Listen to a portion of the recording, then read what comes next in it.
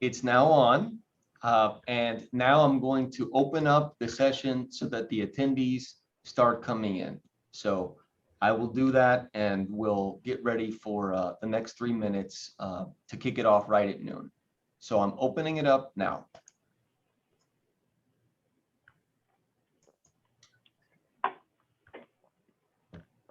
And hello, everyone. Welcome. You are in the right place. We're opening up this session just a tiny bit before noon so that the attendees can actually filter into the session. That way we'll be ready to go right at noon. So you are in the right place. The ISACA South Florida and HIMSS South Florida event, also presented by FIU, Cybersecurity for Healthcare, and we will be getting started in just 2 minutes. Thanks for joining us, everyone. I hope you're having a great week so far. We have an extraordinary presentation ready to go for you today, and we're very excited about it. So we really look forward to your participation in this as well during the panel portion of the session, and we're glad that you're able to participate.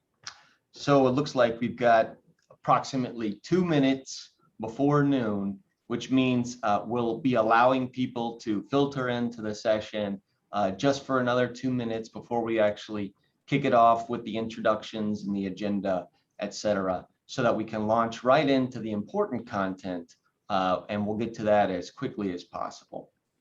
So you still have just a few seconds to grab a glass of water or get ready for this presentation, which will be starting in just 1 minute now.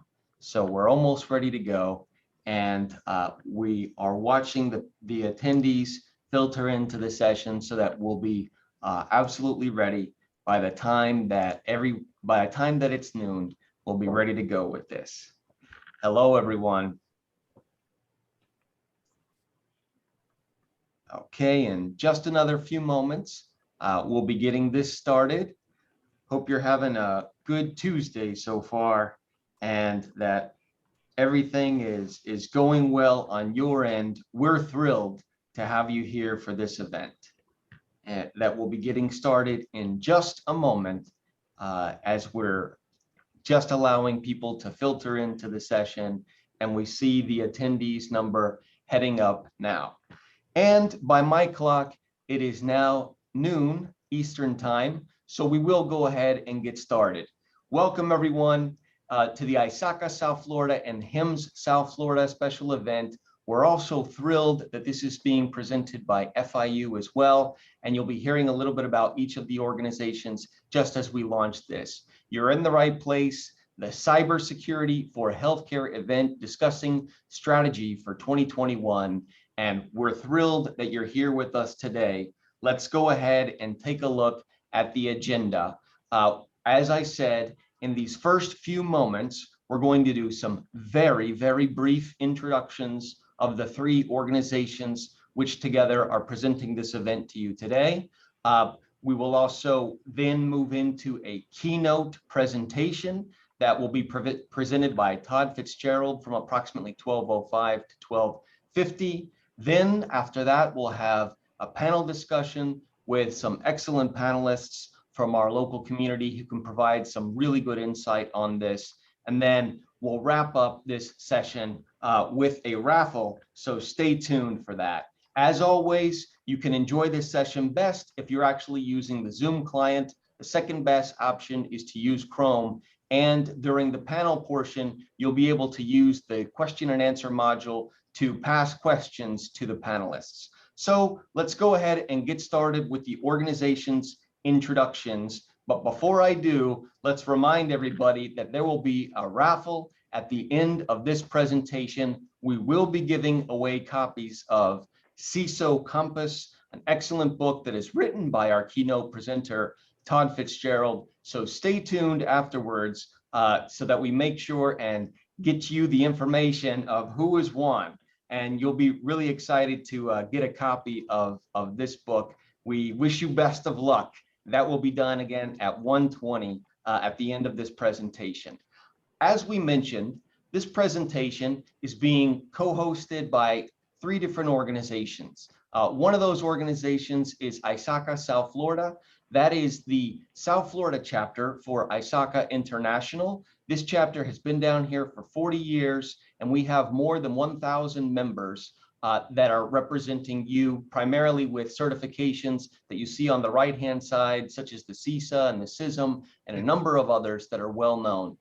We are, of course, one of 220 chapters around the world and 140,000 members across 188 countries. If you have any questions about joining this organization, feel free to visit us at isacasfl.org. We are, of course, professionals who specialize in IT governance, risk compliance, security, and audit. We welcome you to ask us any questions that you have. And now we're going to present the other organizations that are putting together this event as well. Thank you, Rob. It's a great pleasure to be part of this event. I am Tala Mirzai, the Program Director for the Master of Health Informatics and Analytics at FIU.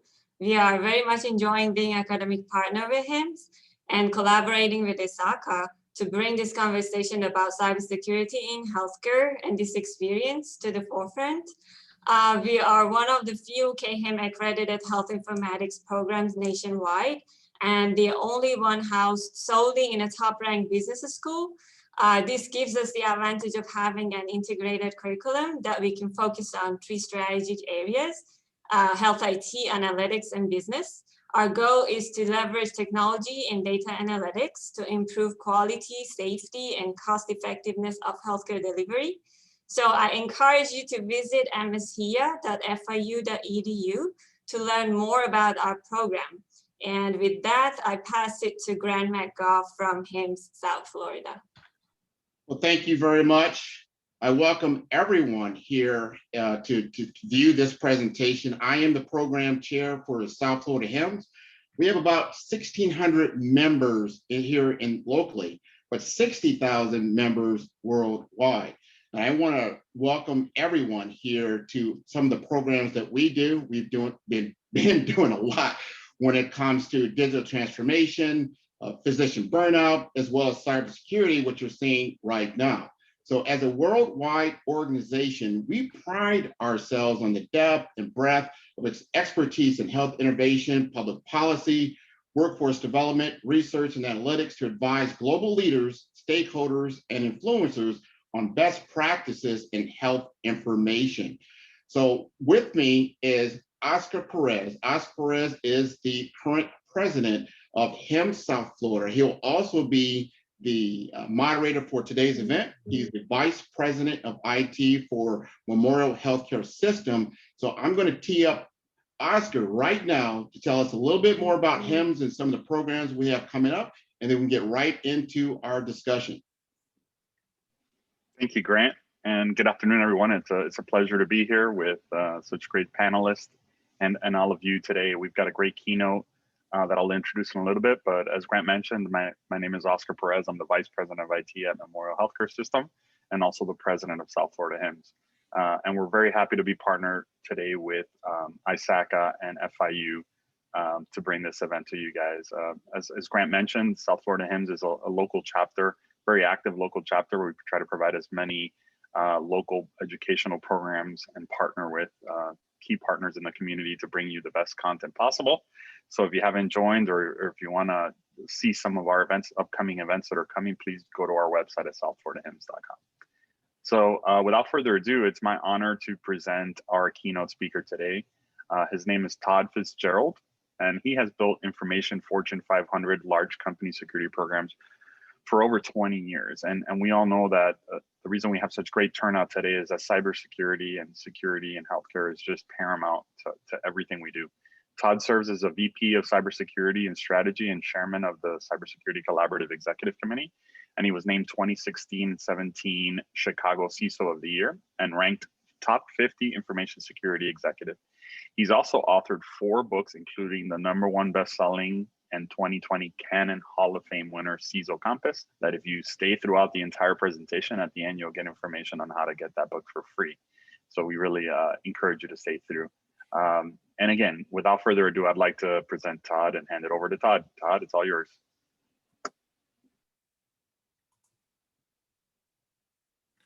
Well, thanks, Oscar. Very nice to see you today. You know, the world has kind of changed lately. Do I need to wear this if are we socially distanced enough? Can I take off the mask? Good, good. Well, I started off with the Goes to.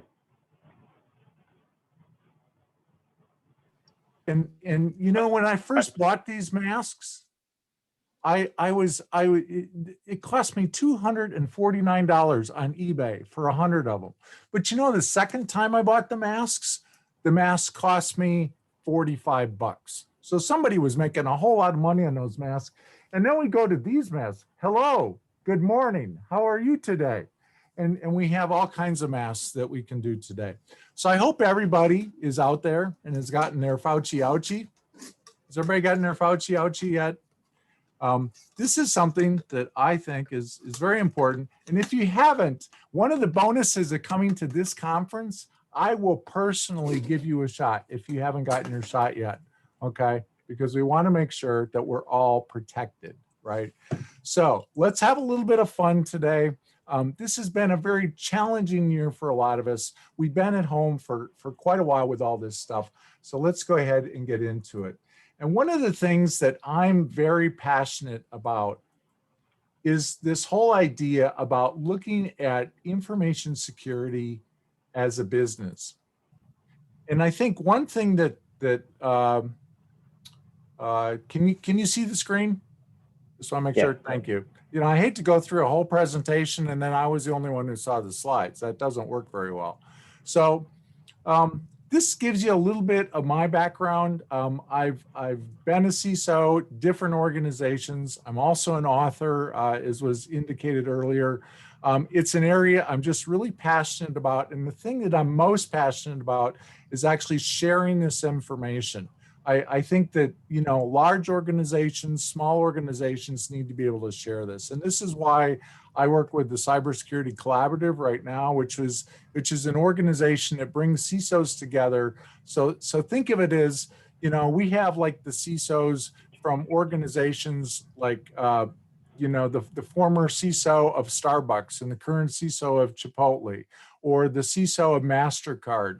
And we are bringing together people in those organizations, Bristol Myers Squibb and so forth, and developing tools and processes that then people in county governments can have access to those same tools. And that's why I'm doing work with them.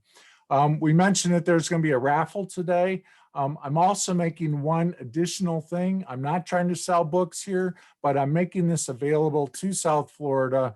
I don't do this everywhere, but I will send you an autographed copy of the book at half price. You can go out, you can check Amazon what it costs for the hardcover, and I will do this and ship this within 3 days. That's just a personal offer to you if you want to do that. There's the information on how to do that.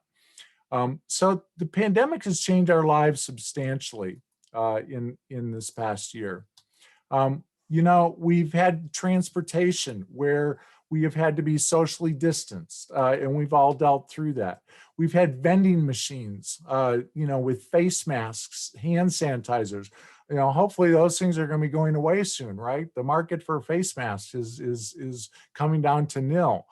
Some people have masked up more than others, but security has stayed throughout this time. And no matter where we are, security has implications.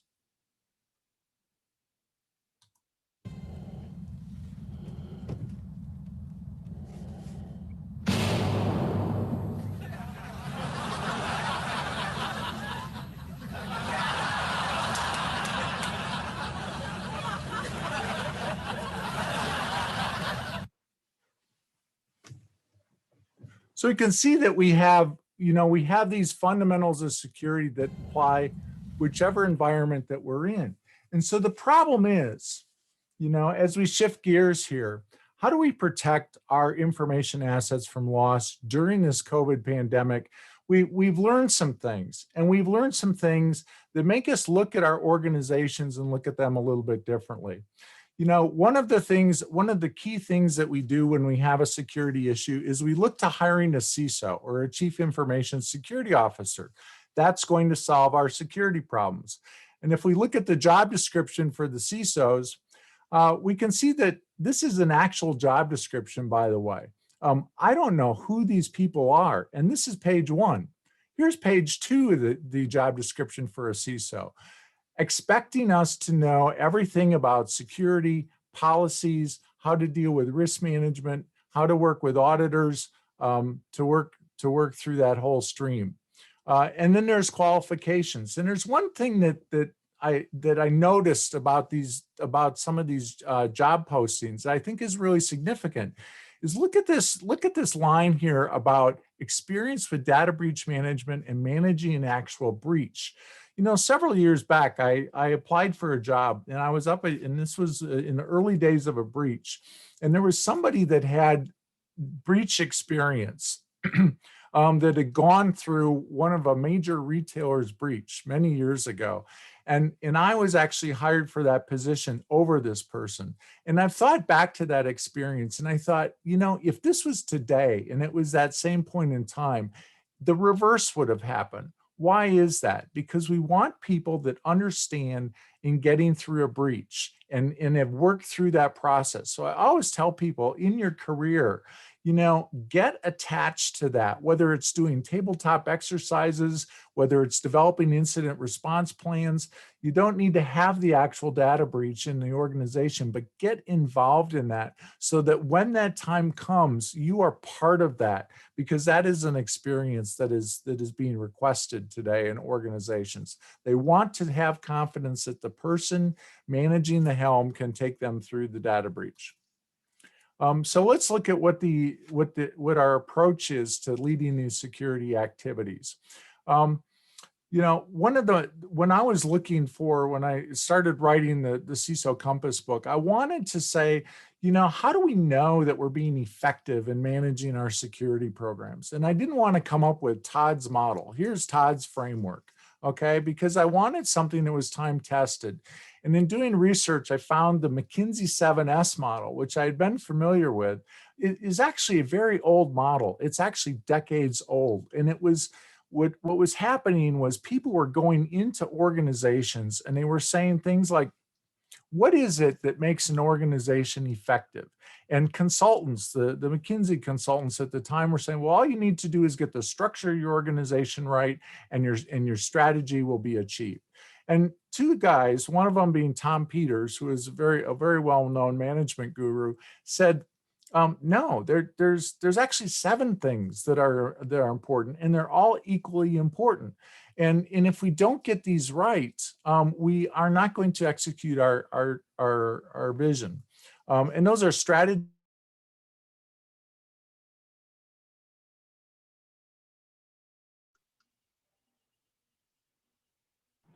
Did we lose him? What I've done is taken this. What I've done is taken this and applied this to the business of cybersecurity. So if we look at developing a cybersecurity vision and strategy, we need to have that vision out there. We inform that by looking at the emerging technologies and trends. And then we look at structure, all the discussion around what should the function of the chief security officer or the security department be? Where should they report? Everybody's always debating where should the organization report into? That becomes part of your structure. Systems, and these are the processes and routines that the CISO uses. We have our traditional risk management. We also have different security control frameworks. And then looking at those incidents that have happened inside our organization and outside are important. Those are the tools of the CISO. Style, how do we work with the board of directors to get the right funding? Staff, multi-generational workforce dynamics is what I call this. And these are really 2 components. One, looking at what was going on when we were teenagers, what influenced our values and our technology and how we work together as individuals by the generations we have, and then what sort of individual personality differences do we have? Thinking about things like the Myers-Briggs and the DISC profile and so forth, and how to build good teams. And And then we have skills, the CISO soft skills. These are all the different skills that we have as a CISO: negotiating, executive presence, and so forth, influencing skills, and then shared values. This is how we codify things for the organization, for our culture. What are those policies, procedures, laws, regulations? Data protection and privacy is really a big thing. And we're going to talk about each of these a little bit with respect to healthcare, with respect to COVID. What are some of the things in each of these areas that have occurred over this past year that we can learn from?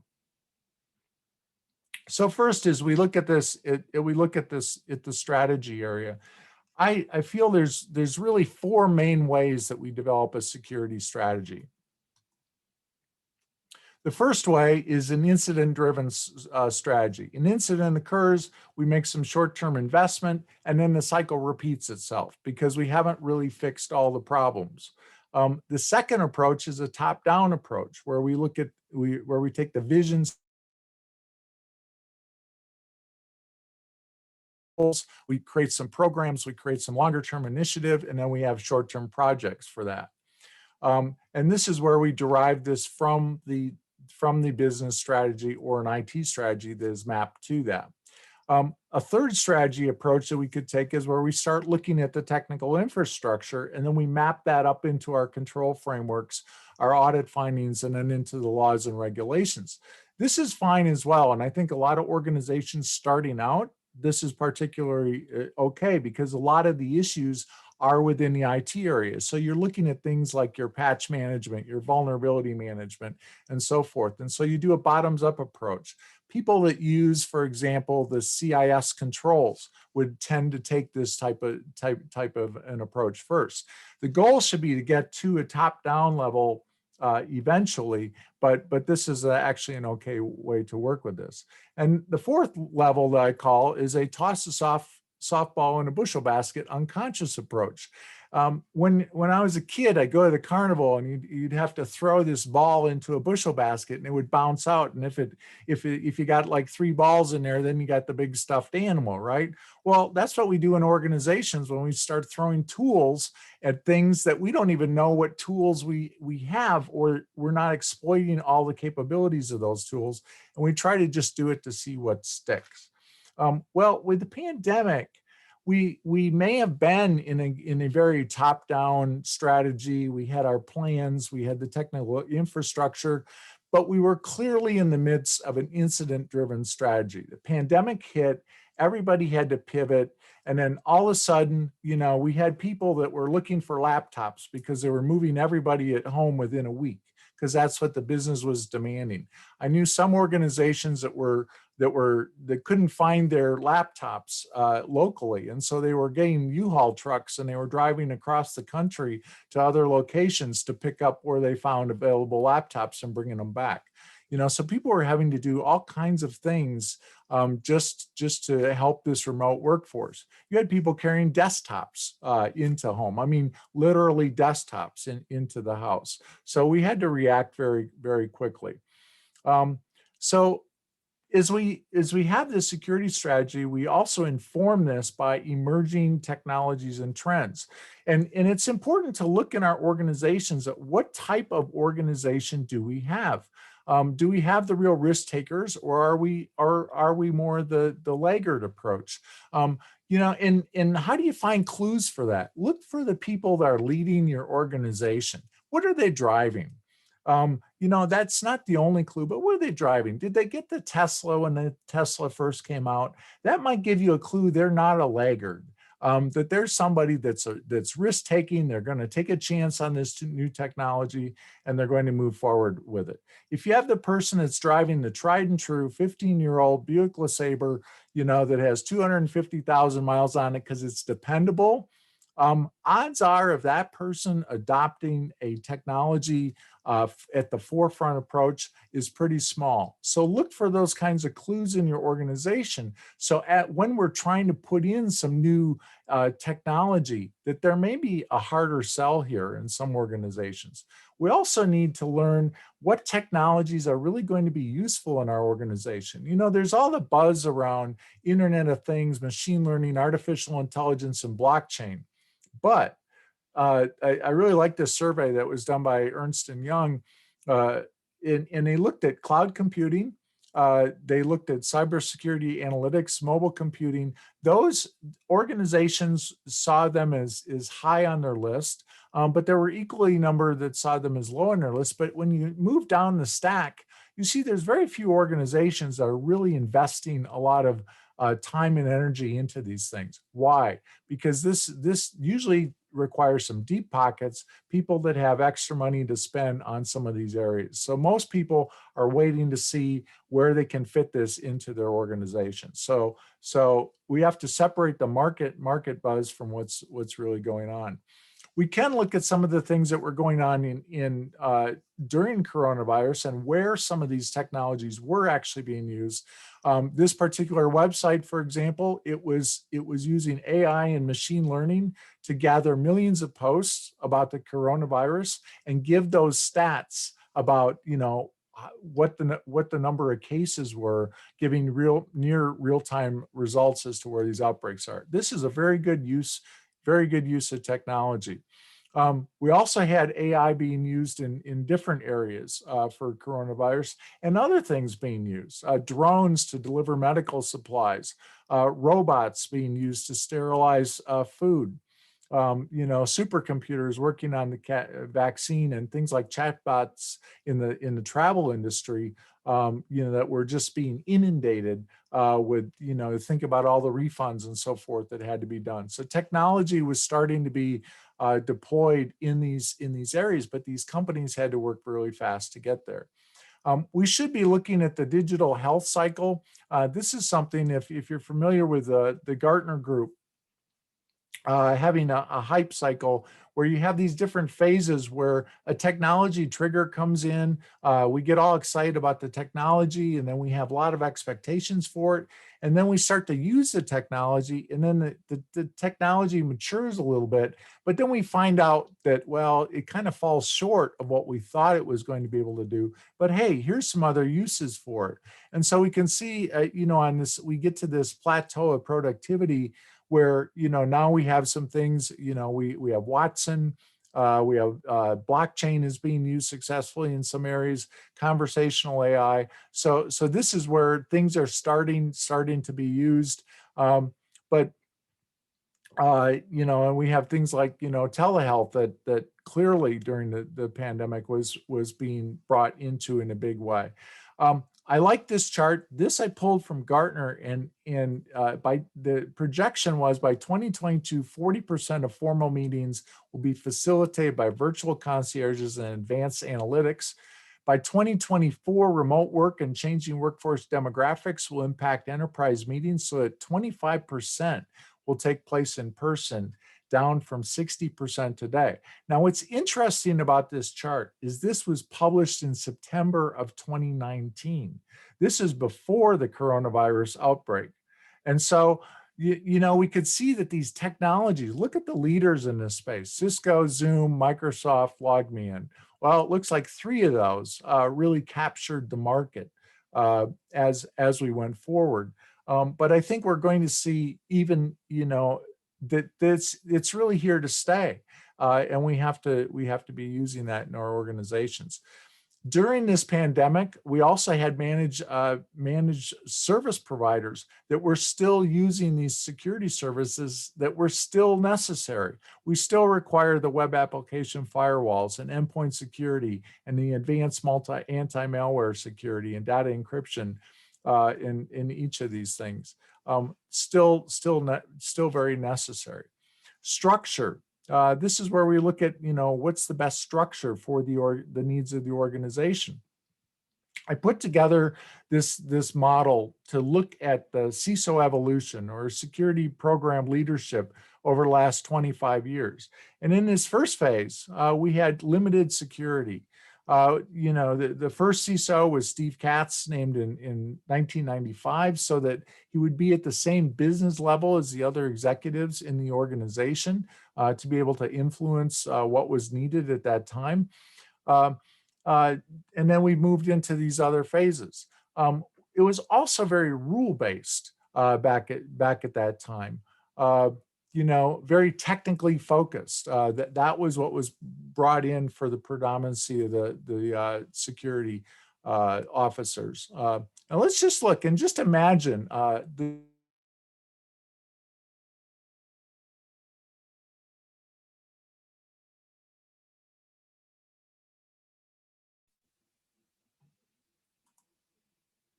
When we asked Reebok to send us Terry Tate, some people thought we were crazy. But I'm a firm believer in paradigm breaking, outside the box thinking. Hey, buddy. Break was over 15 minutes ago, Mish! And since Terry's been with us, our productivity has gone up 46%. We're getting more from our employees than ever before. You know you need a cover sheet on your TPS reports, Richard. That ain't new, baby. Hey, Terry. Hey, Janice. But what's really impressed me is how Terry's become part of the Felcher family. Yeah, baby. He fits right in here. That's a long distance call, Doug. To be honest, I wish Reebok sent us 10 Terry Tates. You want to play games, Gene? Well, when it's game time, it's pay time, baby. Woo!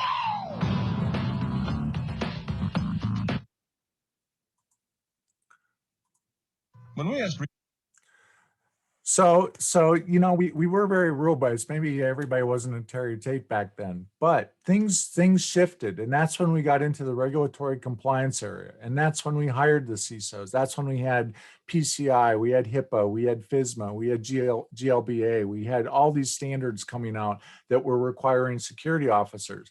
But then, as we all know, HIPAA became like a checklist, right? And so we moved into the GRC tools, and we had a risk-oriented CISO.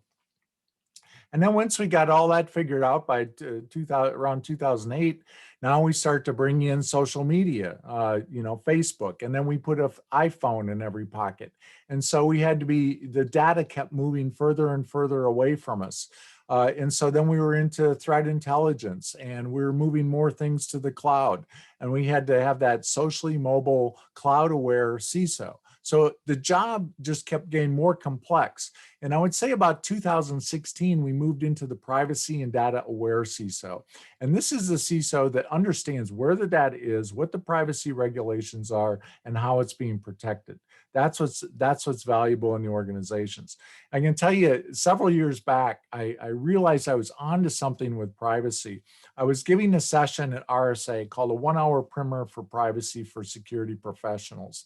And opposite me was Trevor Hughes, who is the president of the IAPP. And he was talking about emerging trends in privacy. And I thought, well, nobody's going to show up for my session because everybody's going to be over there in the emerging trends. It was fascinating to me. The room was packed. About 400 people were there at my session.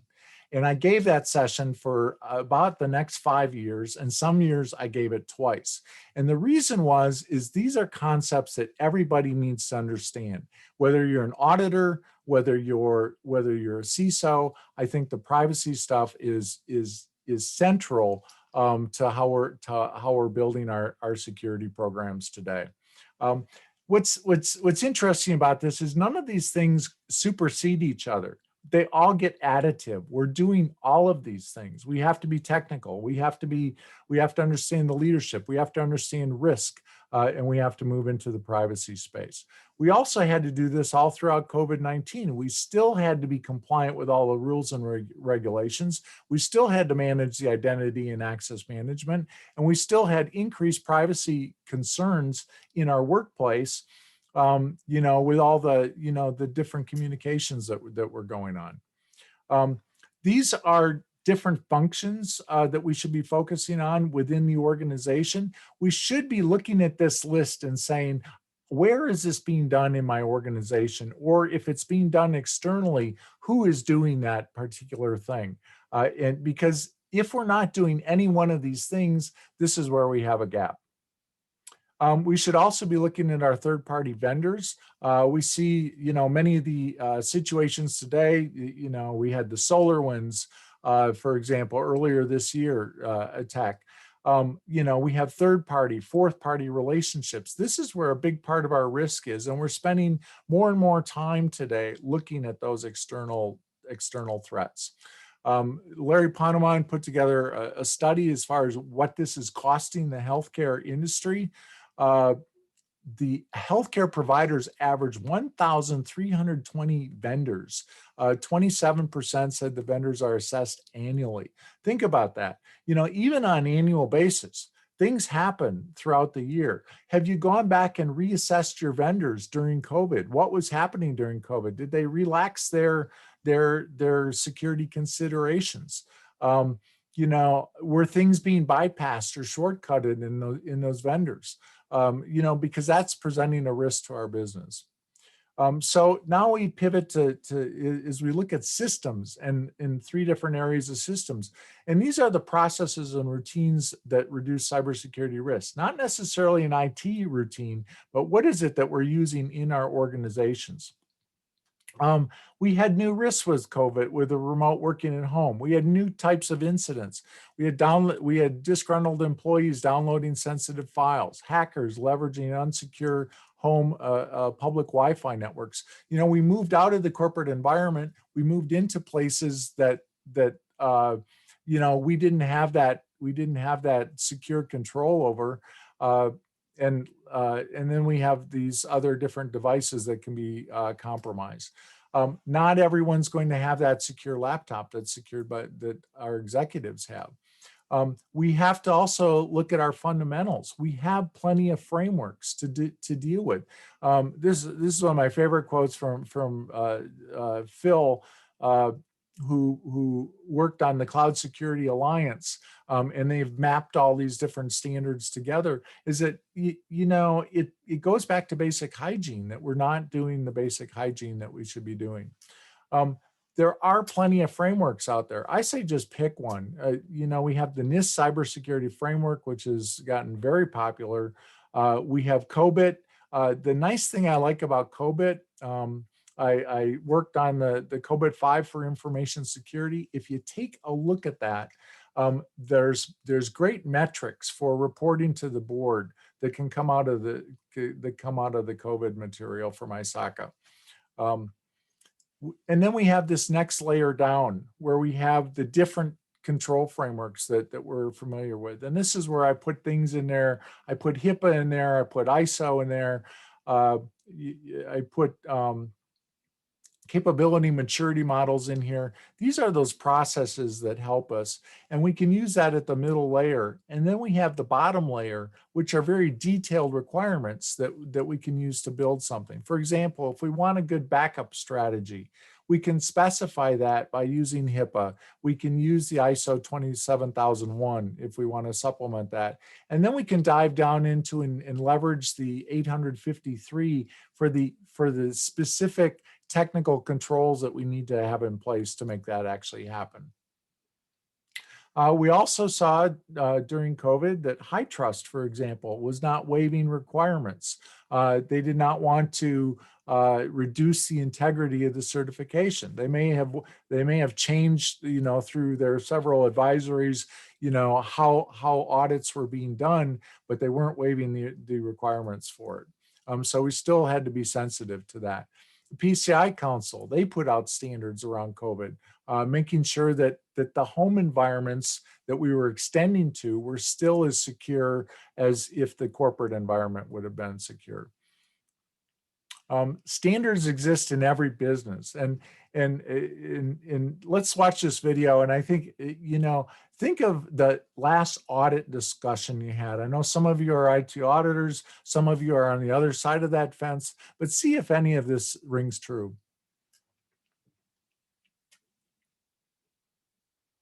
Senator Collins, thanks for coming in. It's a great pleasure, thank you. This ship that was involved in the incident off Western Australia this week. Yeah, the one the front fell off?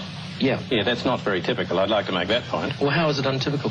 Well, there are a lot of these ships going around the world all the time, and very seldom does anything like this happen. I just don't want people thinking that tankers aren't safe. Was this tanker safe? Well, I was thinking more about the other ones. The ones that are safe? Yeah, the ones the front doesn't fall off. Well, if this wasn't safe, why did it have 80,000 tons of oil on it? Well, I'm not saying it wasn't safe. It's just perhaps not quite as safe as some of the other ones. Why? Well, some of them are built so the front doesn't fall off at all. Well, wasn't this built so the front wouldn't fall off? Well, obviously not. How do you know? Well, because the front fell off and 20,000 tonnes of crude oil spilled into the sea caught fire. It's a bit of a giveaway. I just like to make the point that that is not normal. Well, what sort of standards are these oil tankers built to? Oh, very rigorous maritime engineering standards. What sort of thing? Well, the front's not supposed to fall off for a start. And what other things? Well, there are regulations governing the materials that they can be made of. What materials? Well, cardboard's out. And? No cardboard derivatives. Like paper? No paper. No string, no sellotape. Rubber? No, rubber's out. They've got to have a steering wheel. There's a minimum crew requirement. What's the minimum crew? Oh, one, I suppose. So the allegations that they're just designed to carry as much oil as possible, hell, the ludicrous. consequences, I mean, that's ludicrous. Absolutely ludicrous. These are very, very strong vessels. So what happened in this case? Well, the front fell off in this case, by all means, but it's very unusual. But Senator Collins, why did the front fall off? Well, a wave hit it. A wave hit it? A wave hit the ship. Is that unusual? Oh, yeah. At sea, chance in a million. So what do you do to protect the environment in cases like this? The ship was towed outside the environment. Into another environment? No. It's been towed beyond the environment. It's not in the environment. No, but from one environment to another environment. No, it's beyond the environment. It's not in an environment. It has been towed beyond the environment. Well, what's out there? Nothing's out there. Well, there must be something out there. There is nothing out there. All there is sea and birds and fish. And? And 20,000 tonnes of crude oil. And what else? And a fire. And anything else? And the part of the ship that the front fell off. But there's nothing else out there. Senator Collins, thanks for joining us. Complete void. Yeah, we're out of The time. environment's perfectly safe. We're out of time. So you may have experienced that in some of your audit discussions in the past. We've had plenty of incidents, and this is something that I'm very, very passionate about, that we should be looking at incidents and pulling up the reports of what happens to those incidents and read them. Go beyond what's happening in the press and see what is happening with those incidents, so that we can see how we can avoid them in our own environments. This is a great site, shows you all the incidents that have happened. I think that we can also take a look at our daily information breaches, for example, and learn from them. You know, we use a morning security report, and we call all the new vulnerabilities and things that are going on, that I think is very useful. There's ways to reduce those costs. Larry Ponemon has put together some great studies around this. So we know what it is that we're supposed to do. These are different things that can reduce or increase our cost. The more we're in cloud, the more consultants that we have, the more mobile that we have, the more IoT devices that we have, the more we're in a hurry to get out there and notify. That increases our costs. But we can, if we take the time and we develop our incident response teams, we have a CISO appointed, we do the right training, we invest in some automation, we can start to reduce the cost when that incident does happen. We had a cyber insurance company that was breached very recently. This is something I think we should pay particular attention to. A data breach can cost you everything.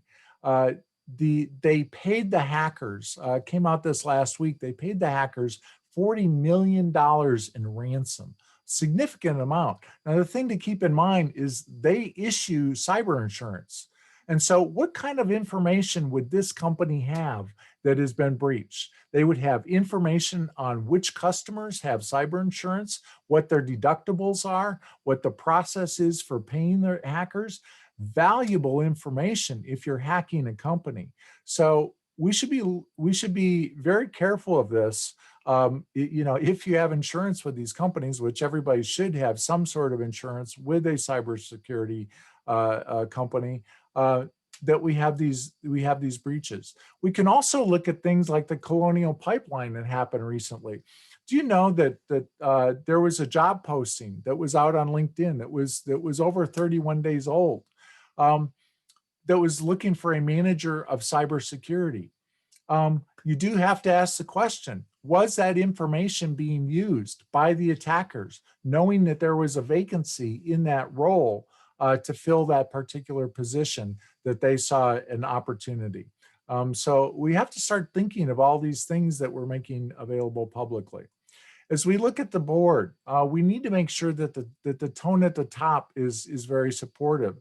And this is what I love. This is from the NACD, and this came out right around the Target breach several years back.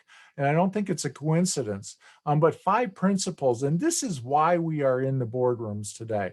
Directors need to understand and approach cybersecurity as an enterprise-wide risk management issue, not just an IT issue.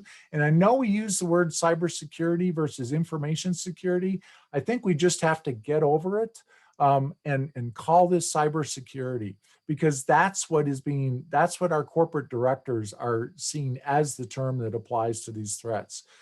Directors should understand the legal implications of cyber risks as they relate to their company's specific circumstances. And this is my favorite one. Boards should have adequate access to cybersecurity expertise, and discussions about cyber risk management should be given regular and adequate time on the board meeting agenda. This doesn't mean 5 minutes. It may mean 15 minutes because board meeting agendas are rather packed. But it does say that we need to have time on that agenda. Directors should set the expectation that management will establish an enterprise-wide risk framework. This talks to the different frameworks that we just talked about. And then board management discussion of cyber risks include identification of risks to avoid, which to accept, which to mitigate and transfer through insurance, as well as the plans associated with each approach. This says the board has to be involved. And so I would point, if your board is not involved, I would be pointing them to these principles because I think they're very powerful. We have to get good at board meetings. And this is one of the roles of the security department. As we're facing these things, when you go into a meeting and you come out of the meeting and you think everybody was shaking their head, oh, they must agree with you. Well, maybe that's not really what was going on in the board meeting. Let's take a look.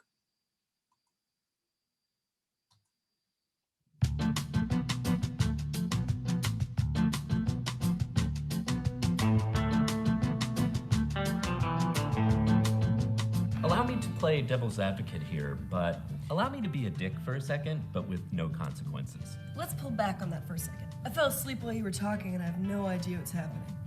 Huh? I've got a stupid question. It's actually like a really smart question, but I was wondering if I say stupid beforehand, does that make me like kind of modest? Is that like sort of charming thing to do, right? Let's pick that up in the next meeting. I need a few days to figure out what the hell you're talking about.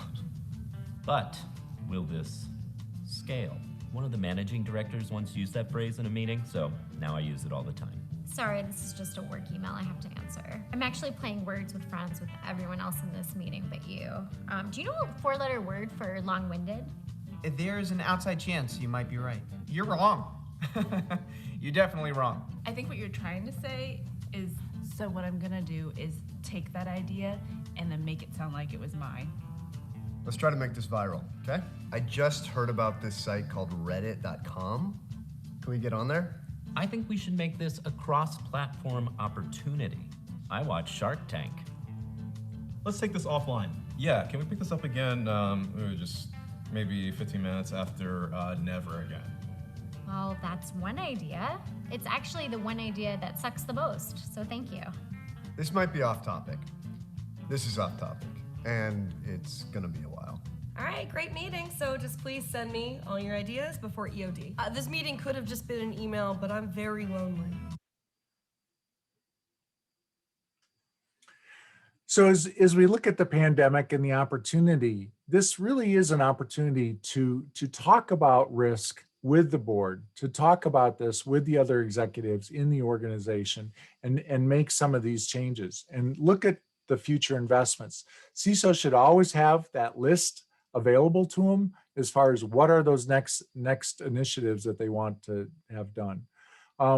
As we look at this next piece, multi-generational workforce dynamics, where we're looking at people in terms of hard terms, their salaries, performance, training, but also in the soft terms in terms of what their motivation is. I actually have this book. It's called Knowing versus Doing Gap. That there's a whole book about this. We know what to do in a lot of organizations, but it comes down to a lot of times we get busy and we do know better. We had guidance throughout the pandemic about security awareness training. Phishing attempts were extremely high, bogus websites. Everybody was looking for information. These websites were copied, were distributing malware. Phishing controls, they're, beyond the awareness training. One of the lessons we should have out of this is we can't get all of this through awareness training. There are a lot of other controls that we can put in place to make sure that we're mitigating that risk. According to F5, they said that the phishing attempts were up 220% previously. The attackers got very clever and they pivoted. And, every step of the way, in the beginning when it was about face masks, and then when it was later on about, where do you get tested? And then where do you get the vaccines? All along the way, they've been using the phishing attacks. One of the things CISOs could do during this time was looking for free tools. Not everybody was well funded. There are plenty of free tools, and there were a lot of free trials out there of people to use to do different things in their environments. I think one of the things that I get really excited about is this was a stat that was pre-COVID-19, was that the growth in this field is tremendous, that this is the highest growing field of any field, according to the Department of Labor, between now and 2028, 32% growth. And so we should be doing everything that we can, and we have to change the model by which we go ahead and recruit people.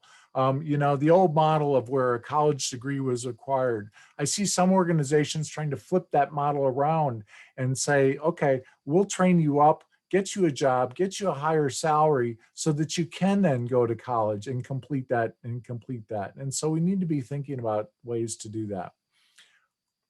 As we look at shared values, these are the laws, regulations, and privacy and so forth. We had several laws that changed. We had enforcement that was relaxed, for example, around telehealth in HIPAA, but still keeping to the other HIPAA rules.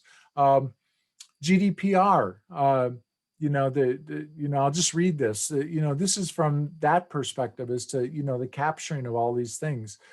Even though processing of health data is fundamentally only possible in a restricted manner, data can be collected and used for various measures to contain the corona pandemic or to protect employees. The principle of proportionality and the legal basis must always be observed. The disclosure of personal data of persons who are proven to be infected or suspected of being infected for the purpose of informing contact persons is only lawful if the knowledge of the identity is exceptionally necessary for the precautionary measures of the contact person. So we can see here there are a lot of restrictions around how this information could be shared, and we have to pay attention to that. I'm going to show you one last video here just about privacy. Is not just about the digital context, but also about the oral communications that we need to be conscious of. Ave María Purísima. Bienvenido al servicio de confesión automática de la Iglesia Católica. Por favor, para comenzar, diga su nombre. No se asuste, es un nuevo servicio que hemos instalado. La falta de vocaciones, ya sabe. Pero no se preocupe, la confesión tiene la misma validez. Ande, pruebe, diga su nombre. Me llamo Anchón. Anchón Urrutia. Su nombre es Anchón Urrutia. Indique, por favor, el pecado que ha cometido. Adulterio. No le he entendido. Repita, por favor. Adulterio. Ha seleccionado adulterio. ¿Es correcto, señor Urrutia? Sí. Adulterio. Por favor, para poder determinar su penitencia, indique con el teclado el número de mujeres con las que ha cometido adulterio. Una. Vaya, no funciona. Una. He dicho una. Ha cometido adulterio 11 veces. ¿Es correcto? No. Una. Solo una. He dicho una. Cancelar. Correcto. Anchón Urrutia. Su pecado es adulterio cometido 11 veces. Espere a que se imprima su penitencia y recuerde, si no la cumple, irá directo al infierno.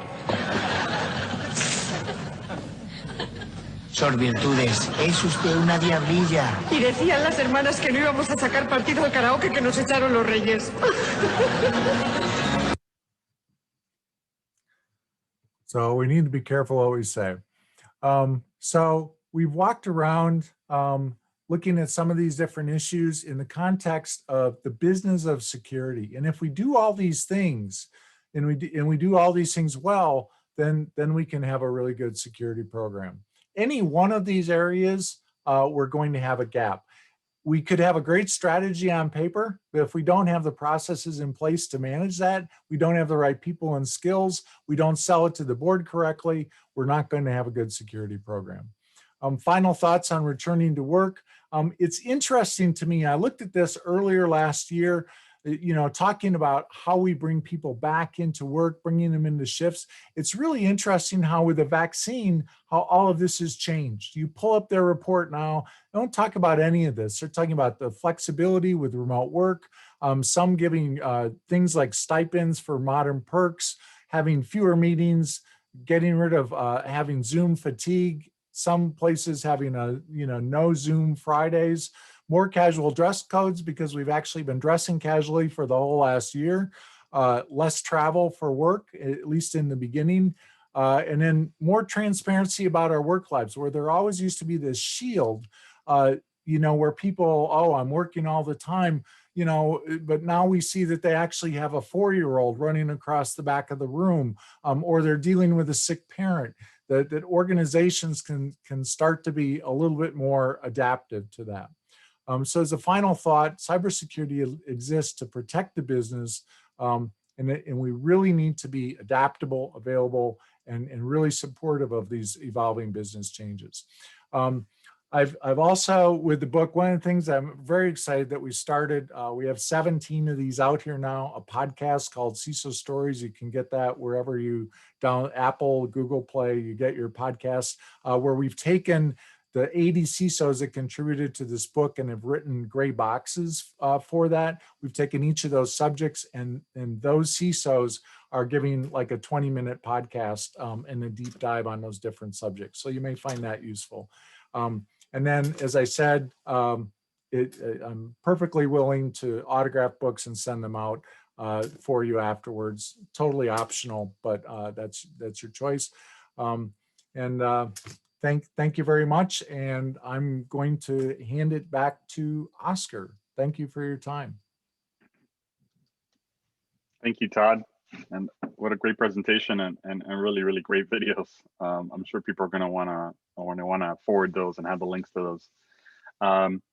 So I think you brought up a lot of good points, and we have, again, a great panel discussion here with some great panelists that I'd like to introduce. We've got some questions for them as well. So without further ado, I'd like to introduce Dr. Mauricio Ange, currently serves as a CISO at the University of Miami Health System.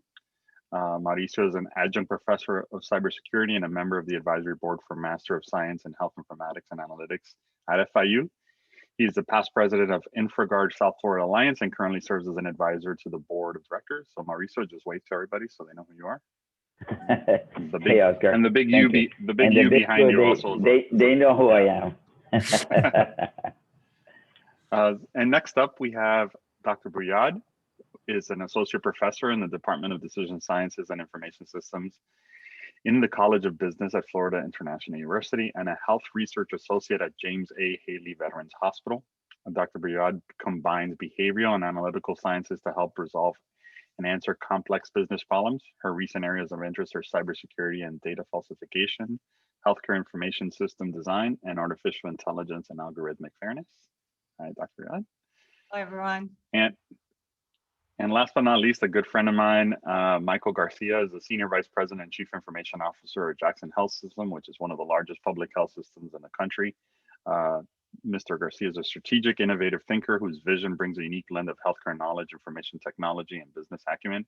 He has more than 25 years of experience working with large, complex health organizations, specializing in IT, healthcare informatics, diagnostic imaging, health information management, and revenue cycle management.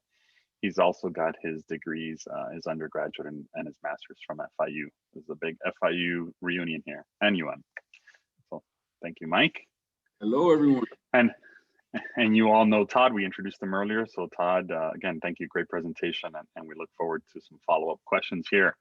So my first question is going to be to Todd. Todd, which of the 7 factors that you were talking about, which one do you consider the most important one, if any? Yeah, it's a question I get asked pretty often, and you know, the way this model works, they're all really important, because if you have gaps in any one of those areas, you're just not going to do well. And I think you could look at any of your organizations and see where you have those gaps. You know, we can lay out the great strategy, but if we haven't been managing with the frameworks and we haven't been communicating that to the board, we're not going to do very well, right? Or if we just don't have the right skills in house to make these things happen. So I think that they're all important, and that's what I like about the model so much is they're all interconnected.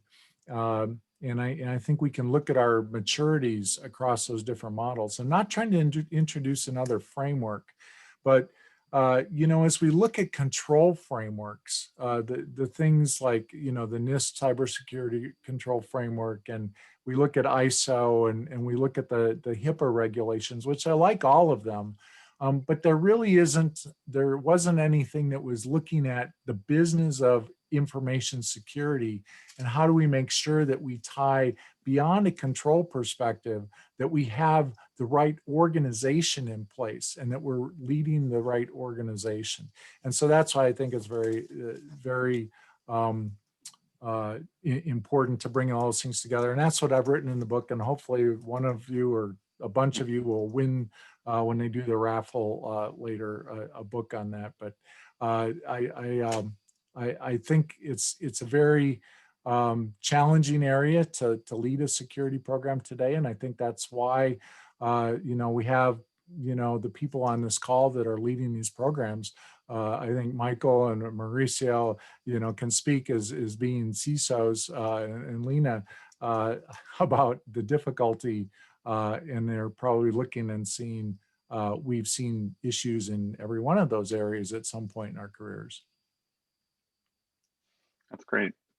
Thank you, Todd. And you know, I think in your topics earlier, you know, again, one thing is, you know, how security and CISOs roles and responsibilities are during, you know, pre-pandemic. And now that the pandemic has kind of impacted everybody, all organizations, all verticals, all industries, you know, how that's impacting, you know, how that role has changed and transformed. So my next question is probably going to be to Mauricio. Mauricio, so along those lines, could you tell me, in your organization, could you list one of the major security challenges for you and kind of during the pandemic and some of the lessons learned from that?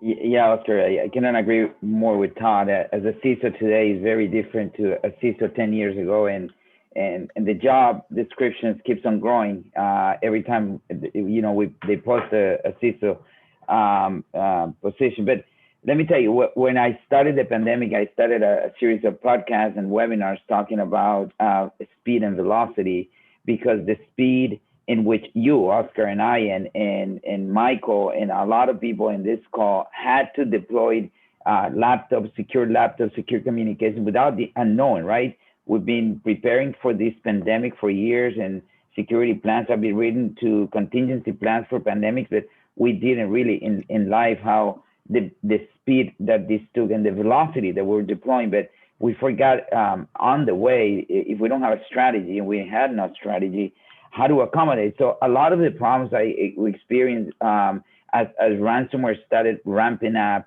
now they saw the easy target, the user at home with the Wi-Fi that wasn't secure, or the kids that use the same Wi-Fi to play with their friends, and all these applications sharing ports and very insecure. So one lesson learned was, and I hope we all learn from this, is start working on your strategy, start working on your plans. But ransomware is one thing that had us caught by surprise. Many of us, continues to be a surprise for many of us. Started in 2016 with the first hospital that was brought down to the knees. Hollywood Presbyterian. It was offline for 16 days. And we're just coming out of another one, Scripps, another 16 days offline. So my question keeps on being for all of us is, what have we learned and how we're gonna continue to support our community, our hospitals, not to be the next story on the paper, Oscar. So it's resonating to me loud and clear. Yeah, no doubt. You mentioned two things there. I think remote workers and also ransomware. And so let me just go on the thread for ransomware a second. So Lena, what do you feel is the impact of ransomware on current systems today, health decision support systems today? Well, I'm going to add to Mauricio's job descriptions of CISOs. I'm so sorry. We've been talking about protecting our environment, protecting our data, our systems, but now we need to talk about protecting our AI models. So in our healthcare organizations, we have decision support systems. We have AI models that are running on top of the EHR. And the question today is, how do we protect those models? Do we even look at those models and think about what happens to the output of those models if the data is falsified? What's going to happen and what type of implications are we going to have if those models are being tampered with? That would have some deeply consequential implications. So for example, that would mean that severe patients or patients that are labeled by these models as severely ill might not get the resources that they need from the healthcare organizations. Or on the flip side, if the tampered with model classifies a healthy patient as a sick patient, then we would have them suffer from undue anxiety or even undergo some invasive procedures and increase our healthcare costs. So these are very important questions that we need to tackle. So I'm so sorry, Mauricio, to add to your plate and also Michael, but I think we need to start looking into these models and looking at the impact of falsifying or tampering with these models in the real world. May I interject there for a second, Oscar? Of course, of course. Lena and I were talking about this, session forever, and we talked about co-authoring or putting a paper together. But Lena, when we started talking about AI many years ago, both researchers and practitioners, one of the things that always came up to light is what is training these AI systems, and so you add something very important is are they being compromised? But I always bring up this question that we cannot forget is AI, who and what is training this artificial intelligence or whatever you want to call this these days. So that is very important, very good question, Lena, that we as CISOs are now not only third-party vendors looking at those, but now assessing where they come from and what engines are the underground facilitators for this technology. Very, very good. I'll put it on my job description, Lena. Well, also, I wanted to add, if I may, so we teach our students to create those models, but we also teach them that garbage in, garbage out. So whatever we input to these models is going to reflect on the output of these models. So we need to be very careful.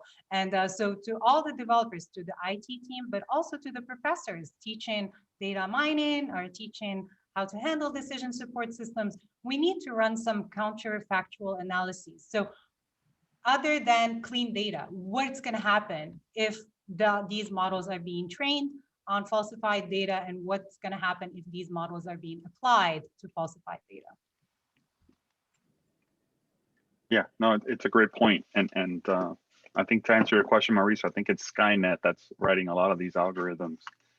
So we'll have to see. Hopefully they don't take over the world soon. But I'd like to ask a question to Mike. Mike, just going back a little bit to the COVID questions and the these challenges that healthcare organizations have had with both security. I mean, the challenge with security, not only securing your own hospital and healthcare system, but now, the employee's home. Can you talk a little bit about how you guys have been handling the challenges with remote workers? Sure. But I mean, Lena just threw my whole strategy out the window because we're trying to do, whether it's artificial or automated intelligence and using ML, you're saying that careful coming down the pipe, that's also going to be hacked. That's also vulnerable and things are going to happen. So the way we secured it at Jackson, it was very important for us to be able to, folks that didn't need to be on the secure network, not to be on the secure network. So luckily we were using Zoom prior to the pandemic. So folks working from home that just needed to attend meetings, didn't really need to be on the secure network, were able to establish secure Zoom sessions to be able to conduct meetings, also to control our bandwidth in the organization. Many overnight, we had thousands of people working remotely. Other things that we did was making sure that we had some kind of portal instance. So if you're using your son's gaming computer, that it wasn't something that you were actually logging in with that gaming PC into our secure network just because you were working from home. So having VPN access, having a virtual session in a portal environment, along with utilizing multi-factor authentication to authenticate, very, very important. We don't want folks by any chance having their username and passwords compromised through some phishing expedition and someone that shouldn't be on our secure network being able to access our network. The other factor when it comes to the oil and water of convenience and security was having to turn off split tunneling and making sure folks weren't multi-homing and being on two networks at the same time. So we didn't want folks using their local Wi-Fi connection in their homes, along with being on the secure network of Jackson. So we don't want to have the two networks available. That did obviously cause some heartaches to some folks, especially when it came to accessing their Wi-Fi printers at home and other things. Also, when it came to certain jobs, certain positions required us to have a company-owned managed device. And for those users that needed those secured because of the kind of work that they were performing, we really didn't want them just using any kind of endpoint. They needed to have dedicated endpoints. We built, controlled and secured. That way, what they were using was a secure device from the organization. So yeah, COVID definitely brought us to the forefront because a lot of things that we were allowing the users to do, we no longer allowed the users to do just because we knew that ransomware, right? Do you pay? Do you not pay? How do you maintain these devices?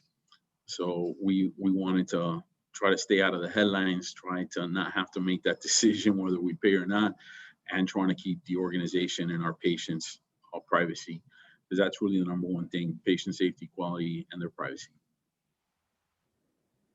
Well, thank you for that, Mike. And it's interesting because I know Todd, you had mentioned before, it's almost like a bell curve that talks about the maturity of organizations' adoption, right? So, and healthcare has always seemed to be a laggard when it comes to technology, and probably for good reason because of some of the things Mike mentioned regarding privacy and things of that nature. But as it becomes more of a consumer market and the pressures to share information, the pressures to act more like a consumer market and have the latest and greatest technologies available, do you think we're getting better? Do you think from a healthcare perspective over the past 20 years, and with all the focus on all these frameworks and compliance, and do you feel like healthcare is getting better when it comes to security?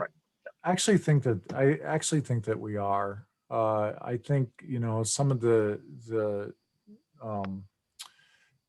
just the focus. If you look at healthcare, it was always the financial industries that got all the money because it was a very clear business model. If you're managing, money for people, I worked for a bank that was managing actually trillions of dollars in their funds. And if you're managing money, you have to protect that. And it's very easy to say, well, okay, what's that worth to us about having a wire transfer that's $50 million that goes out the door? What's that worth? Well, you start to look at the probability of that happening and how much you want to invest to protect that. Where healthcare, somebody said it to me once, that, the problem with healthcare, why it's actually more difficult is you can't put the genie back in the bottle. Once you've disclosed the information about somebody's health condition, you can't then go back to them and say, well, just forget that you heard that, right? Where with a bank, what they were doing for years is money would disappear from somebody's account, they could replace it, and everybody was happy. Well, you can't just replace when you disclose something in healthcare, and I think we get that now. I think the second big change for us was if we go back to 2017, Petya, not Petya, WannaCry, when those things came out, that it was all theoretical before then, that, oh, this could affect lives, and everybody kind of got that, but nobody really got that. And I think when that happened, everybody got it.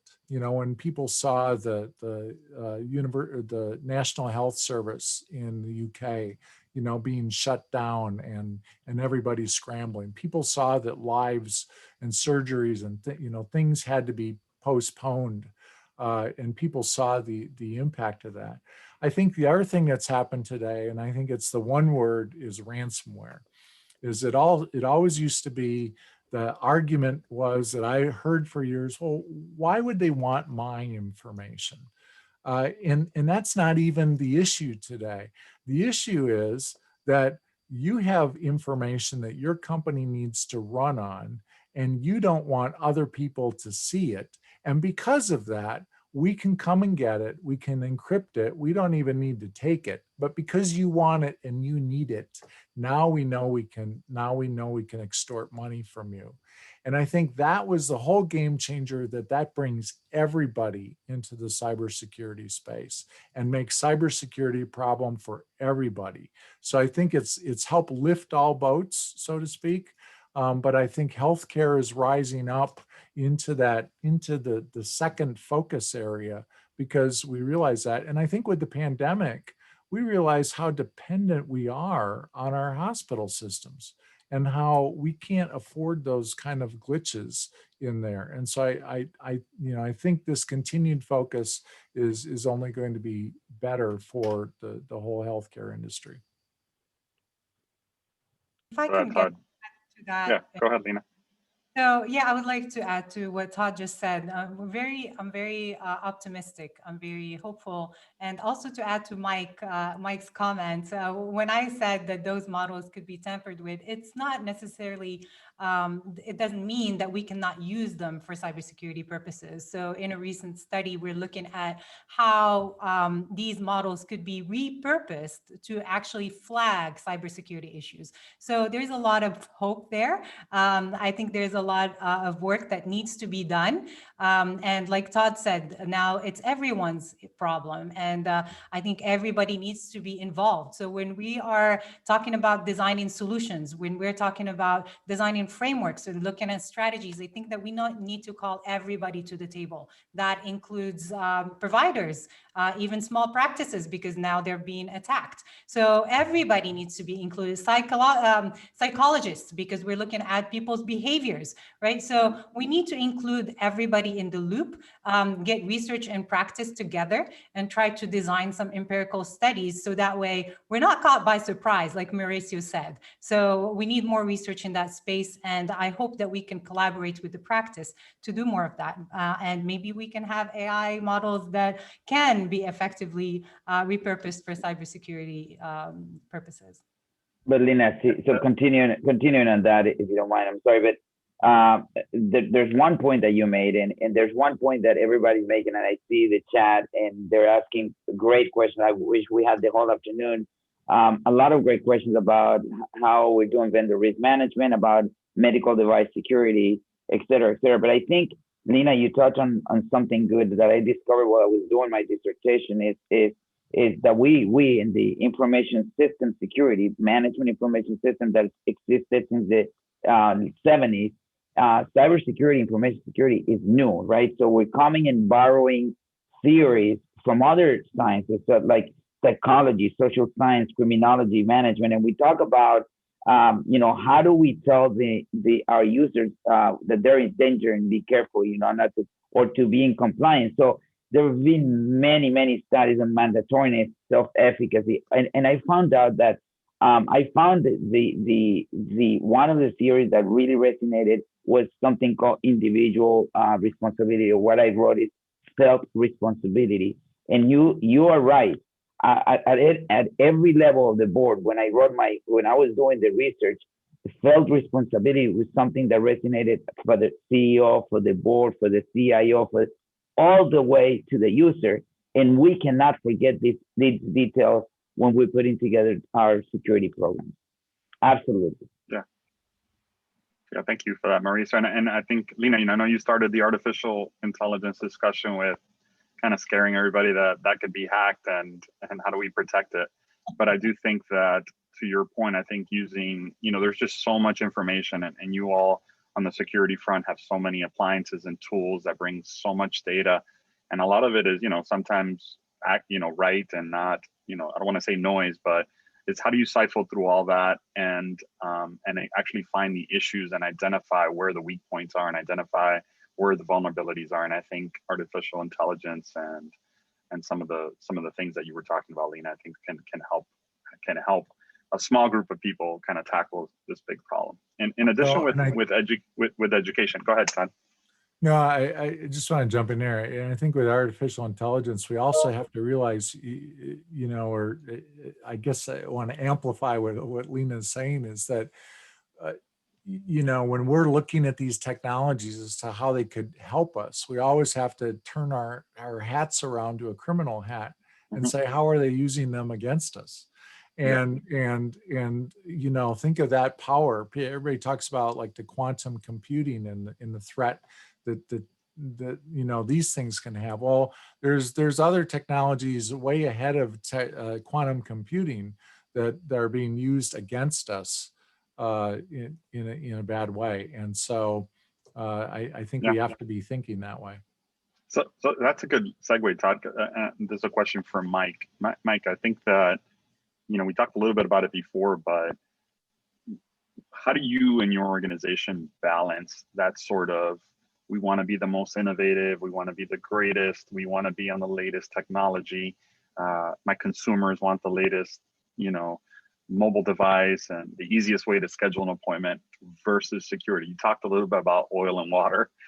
How do you strike that sort of balance in your organization? Yeah, it's tough. I don't know about you guys, but I got the brand new Ford F-150 already. I have the iPhone 13. I definitely want to keep up with the You're one of those risk takers and the early adopters that talked about. We have to watch out, right? Yeah, no doubt. Being a public safety net hospital, we need to make sure we're not bleeding edge. We don't want to take on those kind of risk and cost associated with it. We want to make sure that the technology we're putting out there is safe. I know that someone in the chat talked about biomed equipment, and those are the kind of things where you have a balancing act, but you don't want to use smoke and mirrors. And what I mean by that is a lot of times folks will segment in their network those devices out and put them behind some kind of internal firewall or something. But if that appliance goes down, what do you do then? Because you have to assume that your network is compromised.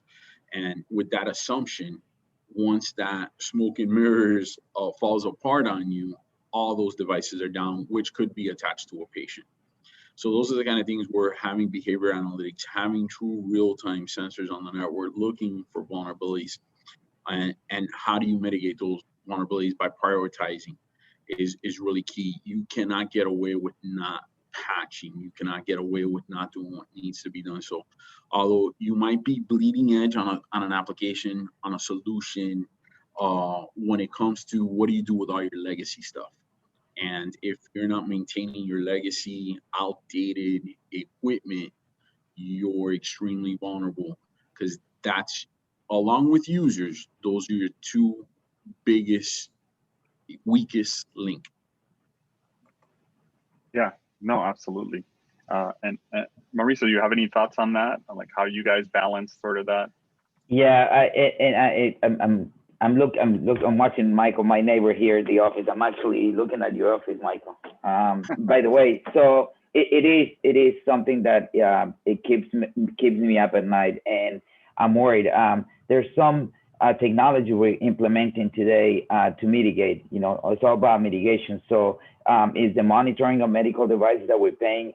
You know, we're focusing on bringing the tools, Lina, to your point, AI or some tools that understand medical devices, but you know, not the traditional ones. Yes, I know this talks in this course is a medical device, but we're very cognizant of patient safety. And Michael made a good point there. We haven't talked about patient safety. We talked about privacy and cybersecurity, but at the end of the day, my job is patient safety and patient outcomes, right? So to make sure that we're not, life and safety is top notch.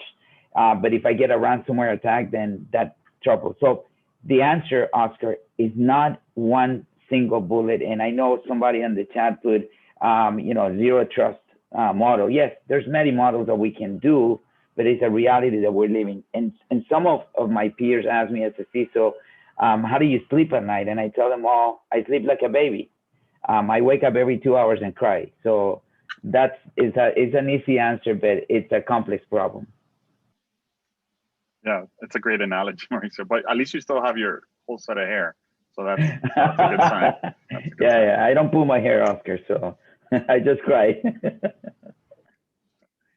So, so I guess I'll pose this question to all of you and whoever wants to answer it. So I know that we at Memorial, we put a lot of emphasis on education. We have over 14,000 employees that come in and out. I guess you can consider them vulnerability points, but we have 14,000 employees that walk in and out of our facilities and now stay at home some.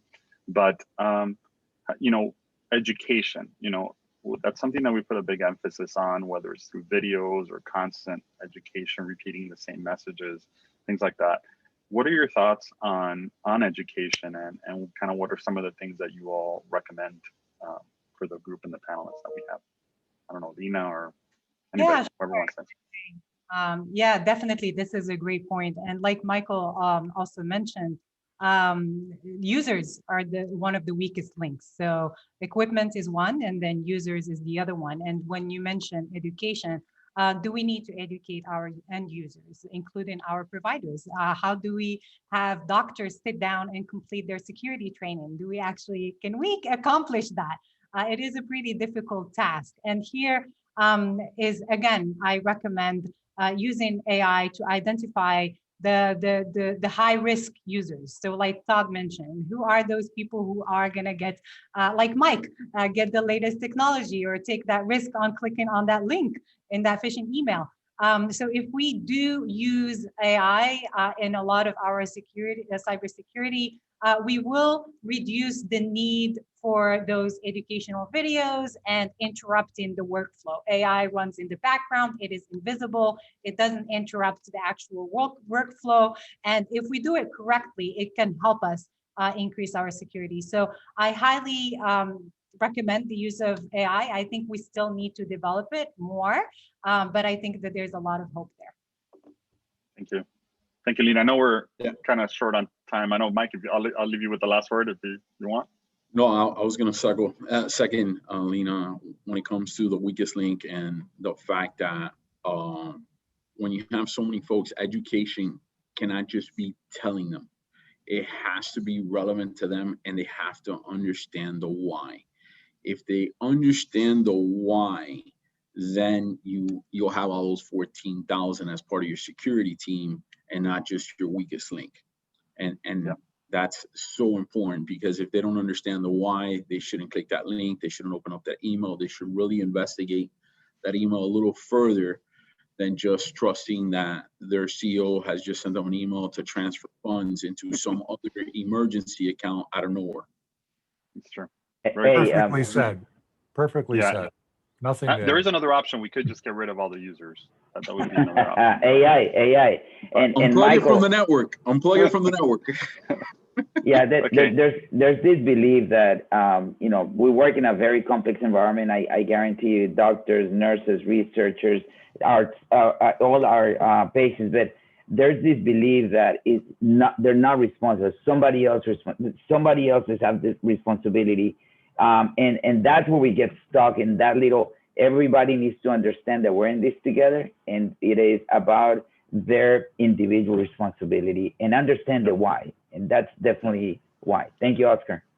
Thank you, guys. Thank you, Mike, Mauricio, Lina, Todd. What a great discussion we've had here today, and great keynote by you, Todd.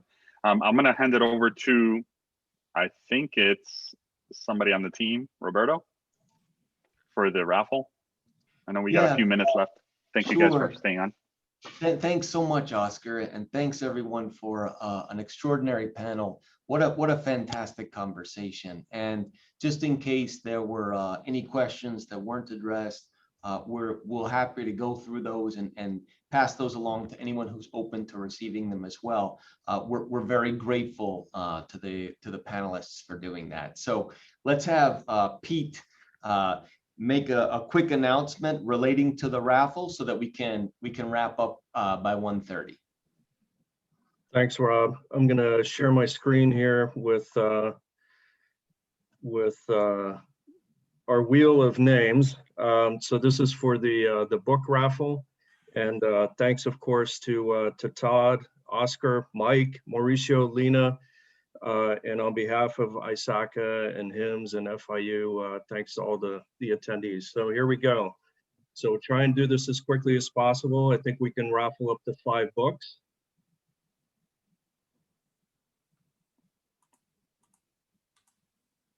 All right, so table's on. We will move on to our next winners.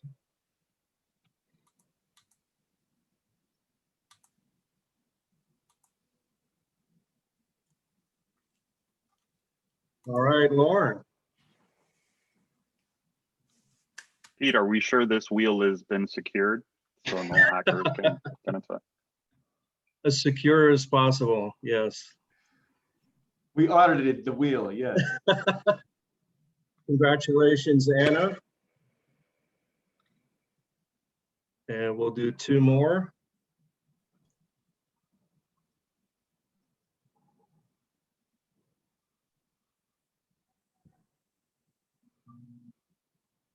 Renee, congratulations.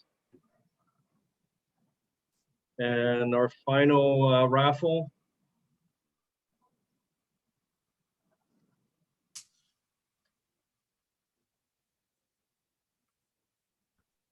Congratulations, Walter. Right. Well, Walter, Renee, great. Some of you had asked about Todd's book and the discount. Todd, thank you again for graciously providing that. We're going to put all that information on our website so everybody has access to that.